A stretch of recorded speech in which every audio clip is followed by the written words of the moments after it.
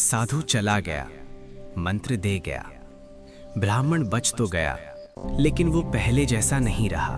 आओ मेरे दिन में भाइयों, वो ये हंसता पूजा था, सबके लिए है। बात करता भगवान था, शिव की कृपा पूजा से सब करता सुखी था। रहें। पर जैसे ही सूर्य ढलता, उसके चेहरे की रंगत बदल जाती। उसे नींद नहीं आती थी। आंख बंद करते ही वही मंदिर दिखाई देता, वही शिवलिंग, और उसके पीछे वही खामोश उपस्थिति।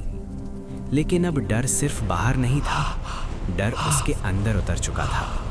एक रात, अमावस्या की रात, जब चांद भी नहीं निकलता, उसे लगा जैसे कोई उसे बुला रहा है। कोई आवाज नहीं, कोई शब्द नहीं, बस मन के भीतर एक खिंचाव। उसने साधु का दिया मंत्र याद किया, जब शुरू किया, लेकिन जब के साथ उसके शरीर में एक अजीब सी गर्मी फैलने लगी। रीढ़ के नीचे से जैसे कोई शक्ति ऊपर चढ़ने लगी। ये वही शक्ति थी, कुंडलिनी। वो घबरा गया, सांस तेज हो गई, पसीना बहने लगा।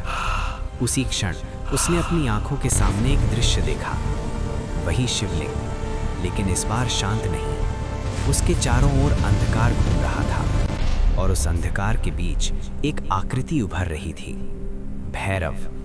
ना पूरा दिखाई देता था, ना पूरा छिपा हुआ।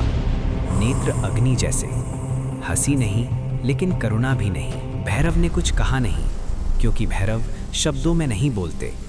जो कुछ भी हुआ, वो सीधे उसके चित्त में उतरा। तू डर के कारण बच गया, पर अब समझ के लिए बुलाया गया है। ब्राह्मण समझ गया, ये कोई दंड नहीं था, ये परीक्षा थी। भैरव ने उसे दिखाया कैसे रात में लोग अपनी इच्छाएं लेकर शिवलिंग के पास आते हैं। कोई धन मांगता है, कोई वशीकरण, कोई विनाश, और शिवलिंग कुछ भी नहीं रोकता। वो बस गुणा करता है, जो भीतर है वही लौटता है, 1000 गुना। शुद्ध मन को मोक्ष की दिशा, अशुद्ध मन को विनाश की गति। भैरव ने उसे ये भी दिखाया, कई साधक रात में शिवलिंग के सामने बैठे, कुछ उठे, कुछ वहीं टूट गए। इसलिए गुरु होते हैं, इसलिए नियम होते हैं, इसलिए मौन होता है।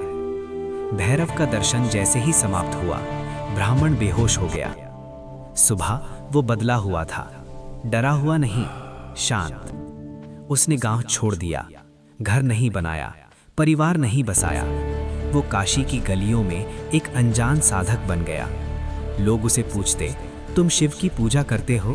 वो बस मुस्कुराता और कहता, मैं पूजा नहीं करता, मैं शिव को रात में अकेला छोड़ देता हूँ।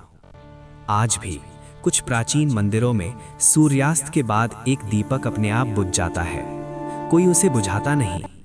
और काशी में कुछ साधु ऐसे हैं जो रात में शिव का नाम भी धीरे लेते हैं, क्योंकि वे जानते हैं हर मौन खाली नहीं होता, कुछ मौन जागे हुए होते हैं। और यही शिवलिंग की रात का असली रहस्य है।